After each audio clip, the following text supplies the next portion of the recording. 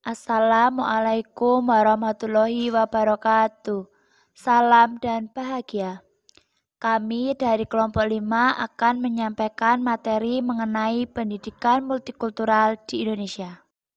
Sebelumnya, perkenalkan anggota kelompok 5 yaitu Sheila Chandra Oktavia, Rana Fraditasari, Kelvin Hani, Putri Alwiah, dan Yusuf Pratama.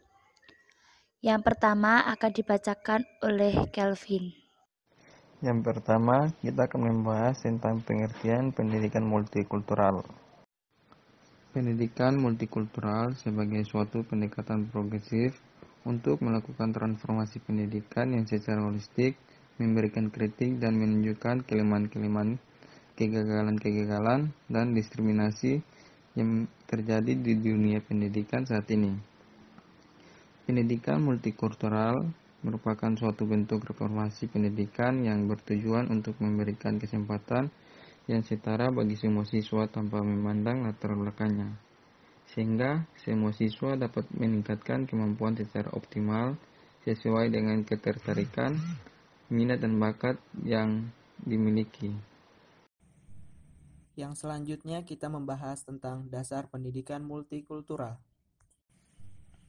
Yang pertama, kesadaran nilai penting keragaman budaya.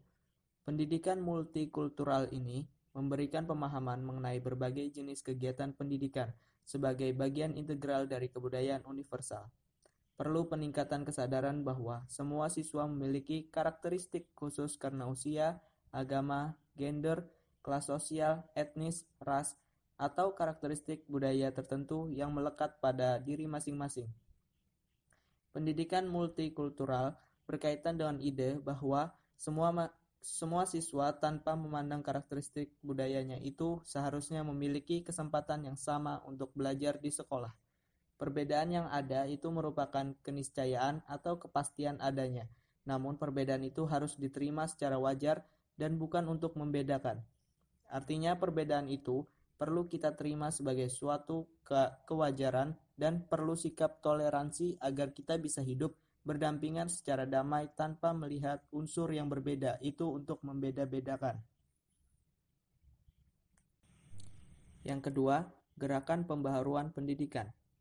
Ini ditujukan agar tidak ada kesenjangan sosial dan diskriminasi di masyarakat.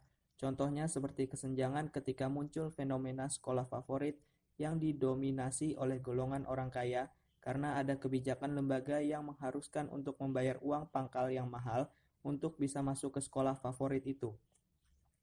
Ide penting lain dari pendidikan multikultural adalah bahwa sebagian siswa karena karakteristik tersebut di atas, ternyata ada yang memiliki kesempatan yang lebih baik untuk belajar di sekolah favorit tertentu.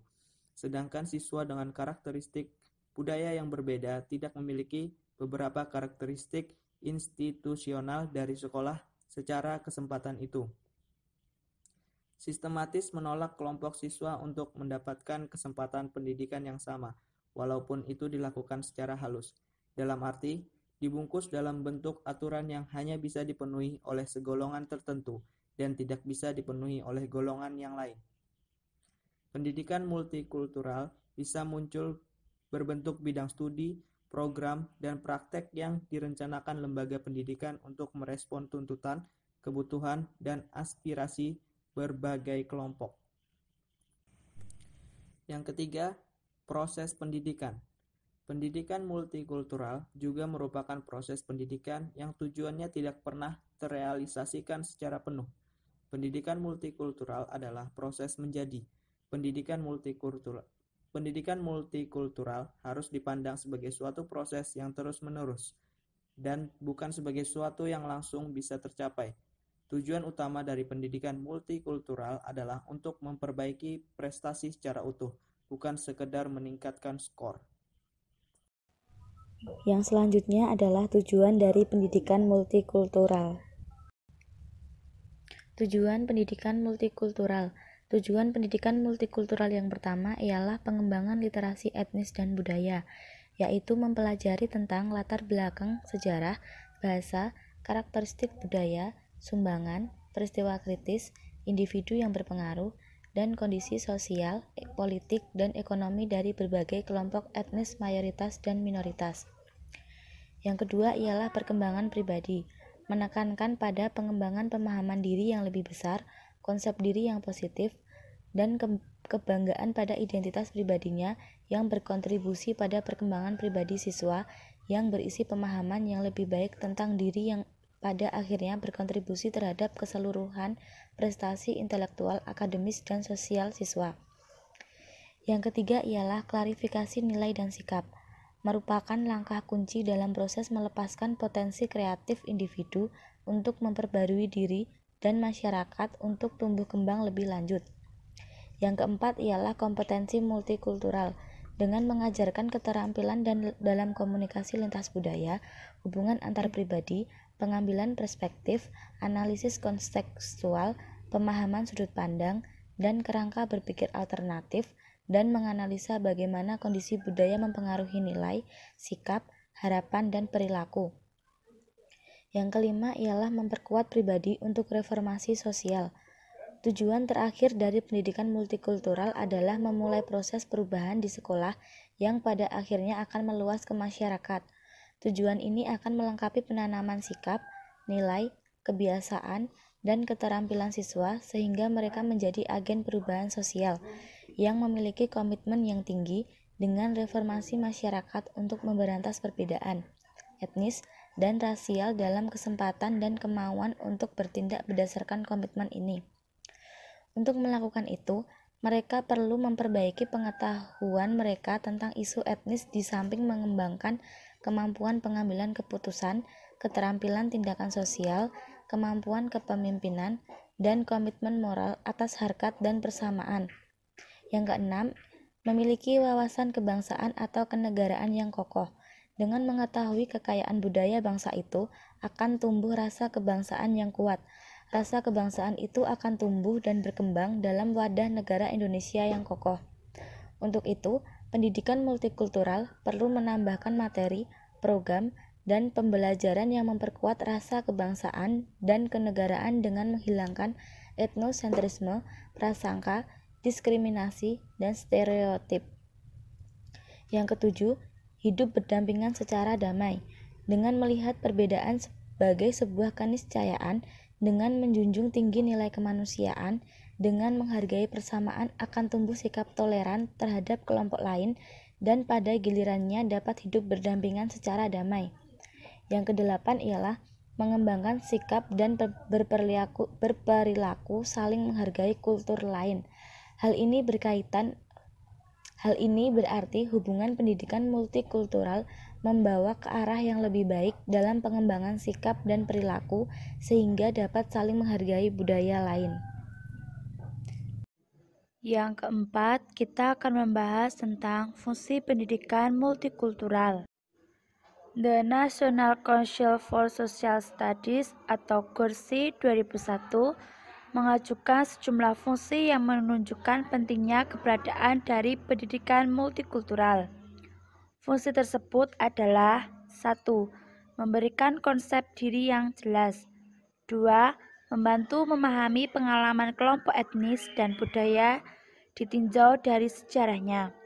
3. Membantu memahami bahwa konflik antara ideal dan realitas itu memang ada pada setiap masyarakat. 4. Membantu mengembangkan pembuatan keputusan atau decision making, partisipasi sosial, dan keterampilan kewarganegaraan atau citizenship skill. 5. Mengenal keberagaman dalam penggunaan bahasa. Selain itu, fungsi lain pendidikan multikultural diantaranya sebagai berikut. 1. Tujuannya membentuk manusia budaya dan menciptakan masyarakat berbudaya atau berperadaban. 2. Materi mengajarkan nilai-nilai luhur kemanusiaan, nilai-nilai bangsa, dan nilai-nilai kelompok etnis kultural. Ketiga, metodenya demokratis yang menghargai aspek-aspek perbedaan dan keberagaman budaya bangsa dan kelompok etnis atau multikulturalistik. Yang keempat, evaluasinya ditentukan pada penilaian terhadap tingkah laku dan anak didik yang meliputi persepsi, apresiasi, dan tindakan terhadap budaya lainnya. Yang kelima, kita akan membahas tentang pendidikan multikultural di Indonesia. Di Indonesia, pendidikan multikultural dikenal sebagai suatu pendekatan yang dianggap lebih sesuai bagi masyarakat Indonesia, yang notabene masyarakat Indonesia itu bersifat heterogen dan plural. Pendidikan multikultural yang dikembangkan di Indonesia sejalan dengan pengembangan demokrasi. Model pendidikan di Indonesia menunjukkan keragaman tujuan yang menerapkan strategi dan sarana yang dipakai untuk mencapainya. Selain itu, pendidikan multikultural dimungkinkan akan terus berkembang seperti bola salju yang menggelinding semakin membesar dan ramai diperbincangkan. Pendidikan multikultural akan dapat diberlakukan dalam dunia pendidikan di negeri yang multikultural ini. Dalam melaksanakan pendidikan multikultural di Indonesia, seharusnya dikembangkan prinsip solidaritas, yaitu kesiapan untuk berjuang dan bergabung dalam perlawanan demi pengakuan perbedaan yang lain dan bukan demi dirinya sendiri. Dengan demikian, kehidupan multikultural yang dilandasi kesadaran tanpa merendahkan yang lain diharapkan segera terwujud. Pendidikan multikultural merupakan pendidikan yang memberikan penekanan terhadap proses penanaman cara hidup yang saling menghormati, tulus, dan toleran terhadap keanekaragaman budaya hidup di tengah-tengah masyarakat dengan tingkat pluralitas yang tinggi. Di Indonesia, yang memiliki kemajemukan masyarakat yang tinggi, pendidikan ini memiliki peran yang sangat strategis untuk dapat mengelola kemajemukan secara kreatif. Di Indonesia, terdapat asas-asas dalam pendidikan multikultural. Yang pertama, asas wawasan nasional, yaitu persatuan dalam perbedaan. Asas ini didasarkan pada konsep kenasionalan atau kebangsaan. Yang kedua, asas Bhinneka Tunggal Ika, yaitu perbedaan dalam persatuan. Konsep ini menekankan keragaman dalam budaya yang menyatu dalam wilayah negara kita. Yang ketiga, asas kesederajatan. Semua budaya dipandang sederajat, diakui, dan dikembangkan dalam kesetaraan. Yang keempat, asas selaras, serasi, dan seimbang. Semua budaya dikembangkan selaras dengan perkembangan masing-masing. Sekian pemaparan materi dari kelompok kami. Mohon maaf apabila masih banyak kekurangan. Atas perhatiannya kami ucapkan terima kasih. Wassalamualaikum warahmatullahi wabarakatuh. Salam.